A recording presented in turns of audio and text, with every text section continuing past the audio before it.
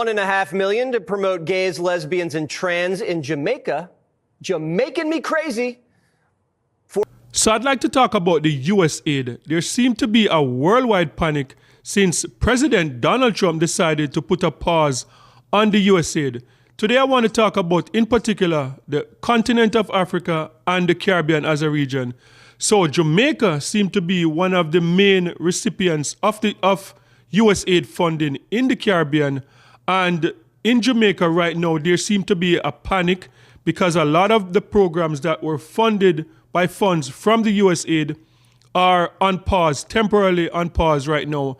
And no, so this brings up the conversation of, is this a wake-up call? Is this time that the Caribbean and the continent of Africa try to be more independent and to move away from these aid from first world countries like America, Canada, and the United Kingdom? So that is what I want to talk about today. And I also want to talk about the former Prime Minister, the former President of Kenya, Kenyatta, talk to African leaders and tell them, like, look, stop crying over Donald Trump's decision to pause these funding.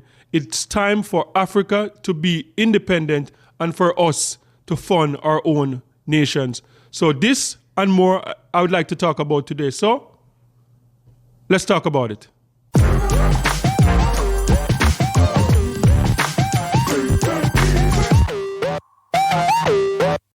Okay, so let's talk about this. So aid. Aid is one of the conversations that we have been having for decades, especially in the Caribbean, most Caribbean islands now being independent for 60 years, some heading into their 50 years of being independent. And we have been talking about us as an independent region, independent Caribbean islands, and aid. And one of the things when we talk about aid is like money that you get that you don't have to repay. It's not like getting money from the IMF or from the World Bank. And when we talk about aid, the conversation is like, nothing in life is free. What do we have to give up to receive these type of aid from, in particular, America, as I said, America, Canada, and the United Kingdom? And now with Donald Trump in office, and we see the USAID being temporarily paused and Donald Trump investigating what's going on with the USAID, the conversation is now back on the table. And we in the Caribbean, people from all over the Caribbean and in Africa are asking themselves the question now, are we truly independent? And should we be getting to a point now where we don't have to depend on these aid? We don't have to depend on first world countries to fund some of the things that the programs that we depend on so much in the Caribbean. And if they pull the plug, our programs should be able to continue. So a report coming out from TVJ talking about the panic that is going on in Jamaica. So let's take a look. Our first evening, we begin with news that a crisis is unfolding in Jamaica and other parts of the world as the United States has paused funding to several government and non-government programs. Now, some programs are now in limbo as the Donald Trump administration has temporarily closed the United States Agency for International Development, USAID. Andrea Chisholm has details. Elon Musk, the world's richest man and ardent supporter of U.S. President Donald Trump, is now a special government employee, hell-bent on carrying out his mandate as head of the U.S. Department of Government Efficiency. What we have here is not an apple with a worm in it, but we have actually just a ball of worms. If you've got an apple and it's got a worm in it, maybe you can take the worm out. But if you've got actually just a ball of worms, it's hopeless. And USAID is a ball of worms. Mm-hmm. There is no apple. And when there is no apple, you've just got to basically get rid of the whole thing. The move to shut down USAID has angered many in Washington. Elon Musk may get to be dictator of Tesla, but he doesn't, and he may try to play dictator here in Washington, D.C., but he doesn't get to shut down the Agency for International Development. But for President Trump, and we're getting them out. USAID run by radical lunatics, and we're getting them out, and then we'll make a decision. CNN reports that thousands of contractors and civil servants lost access to email and USAID systems overnight. We were also unable to access USAID's official website. The entity, which administers humanitarian aid programs, has offices in more than 60 countries and employs around 10,000 people.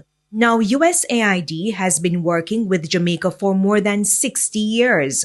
In August 2023, Jamaican ambassador to the United States Audrey Marks stated that USAID project support to Jamaica was $123.4 million for the 2013 to 2020 period. It dropped to $60 million for the 2020 to 2025 period. In September 2024, the 5-year USAID Youth Empower program was launched. USAID pledged to provide $3 million in initial funding to assist about 5,000 young people.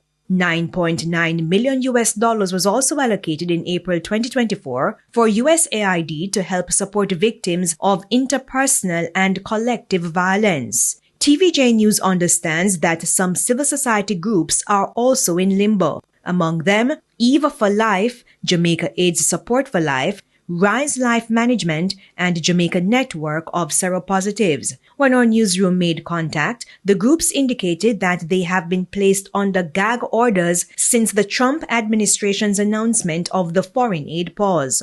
Persons were also unable to book appointments for health services as Health Connect Jamaica's website was offline due to a suspension of funds from USAID.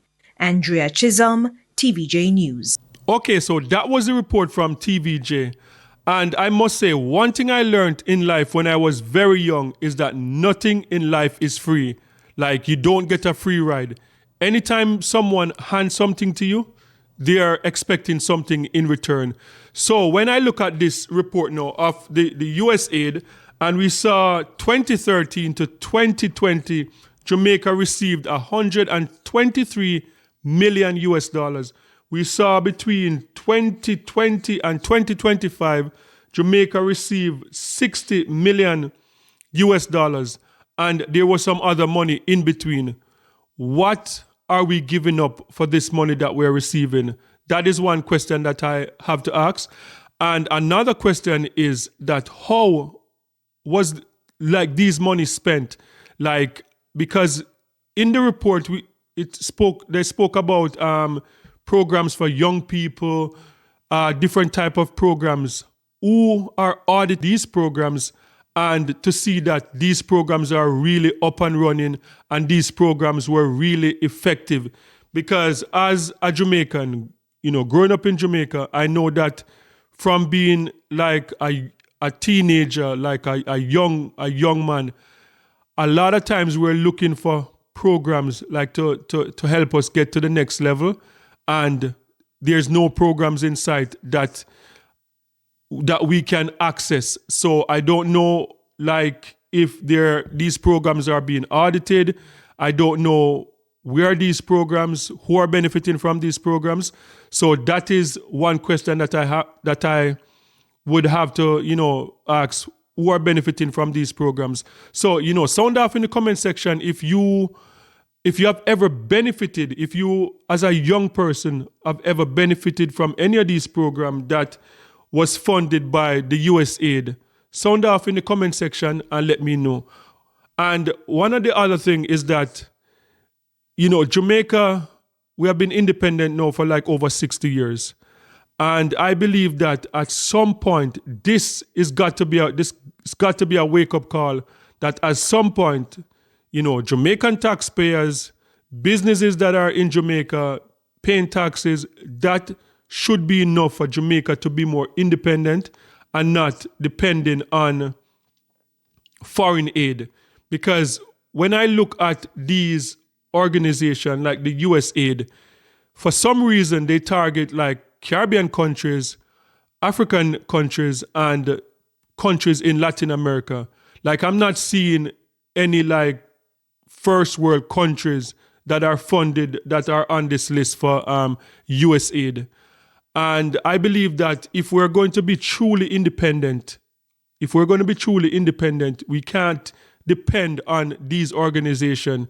Like, it is okay that if there are organizations that help to fund certain programs within the Caribbean, within Africa, I think that is okay.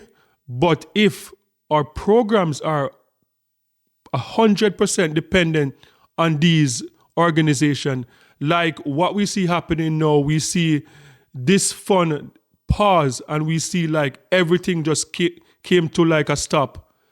I believe that this is going to be a wake-up call, that we're going to have to position ourselves better as independent Caribbean islands, as independent African nation, that if we're getting funding from organizations like USAID and the funding for whatever reason stops, then our programs just don't crash and burn. So that is my second concern. So sound off in the comment section and let me know what you think about this. Do you think that it's time for us as independent Caribbean nations, independent African nation, find a way within our collecting from our taxpayers to fund a lot of these programs that we're getting assistance from organizations such as the USAID? Sound off and let me know what you think. And another concern that I have is that a report from Fox that came out this week also, that accused the USAID of sending $3 million to the Caribbean to fund education, to fund LGBTQ education, in terms of what they're describing is almost like indoctrination, is a $3 million US fund that was sent to the Caribbean to teach the LGBTQ education in schools. And that was reported by Fox. So let's take a look and see what Fox News had to say about this. $1.5 million to promote gays, lesbians, and trans in Jamaica. Jamaican me crazy. $4 million for trans Serbians. $5.5 million for gay rights in Uganda.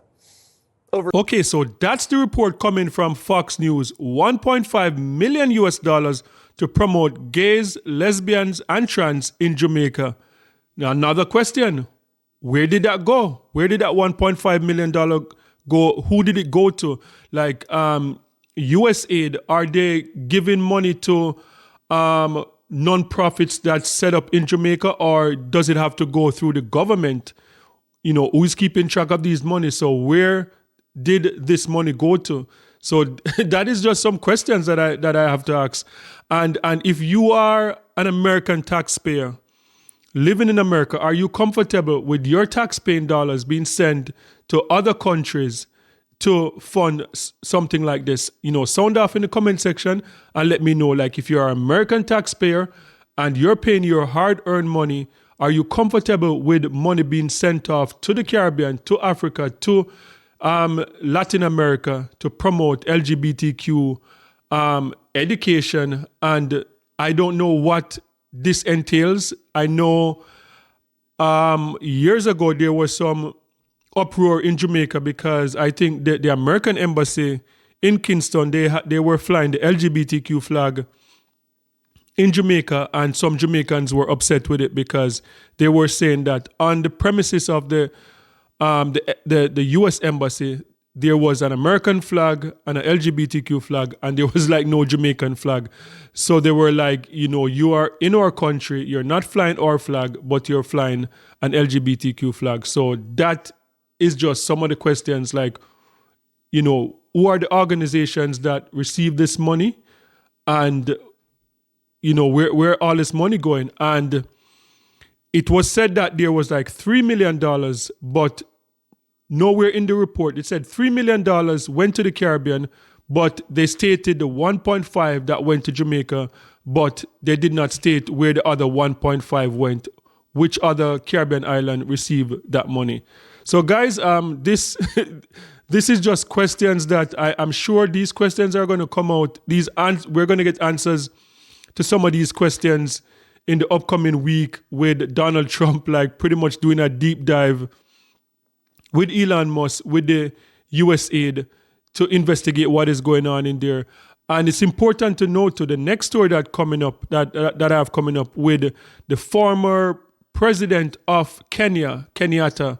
Like there was a viral clip about 4 years ago with a CNN host grilling him about the LGBTQ community in Kenya. And it was said that the vice president, I think like a few years ago, went to Kenya to give, I think it was $30 million US between Kenya and Ghana to promote LGBTQ education. So I don't know what is going on, why the US feel like they have to use this funding to promote in other countries, but I don't know. Sound off in the comment section and let me know what you think.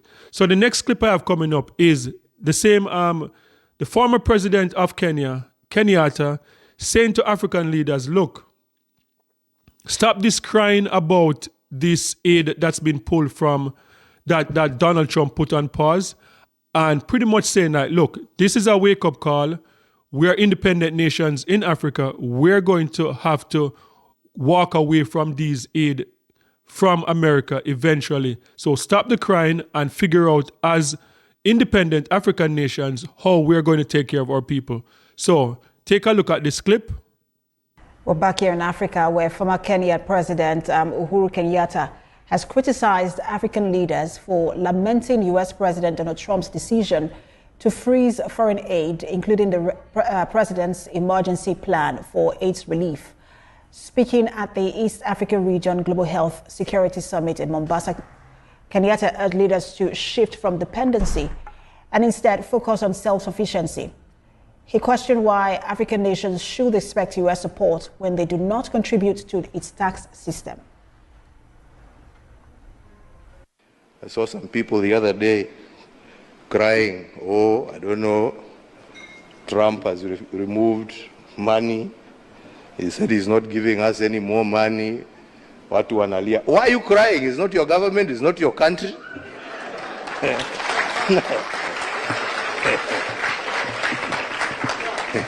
He has no reason to give you anything. I mean, you don't pay taxes in America. He is appealing to his people. Shauri yenu bwana. This is a wake-up call for you to say, okay, what are we going to do to help ourselves?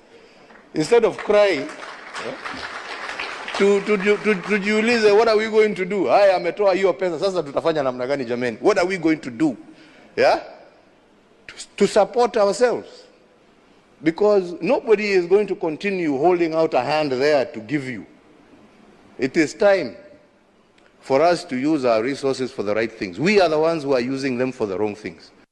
Okay, so that was the former president of Kenya, Kenyatta, and as you see what he said in that clip, that African nations need to be more independent and to pretty much stop depending on aid from places like America.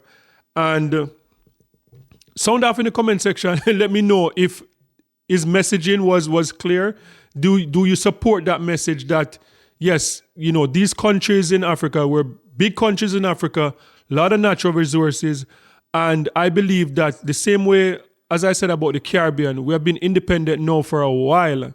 So we need to take hold of our natural resources, take hold of our the tax-paying dollars that are coming in from our citizens, from our business, and make sure that we can take care of our own people and not depend on foreign countries to come in and help us. Because as you see in this story, like sometimes these help comes with strings attached.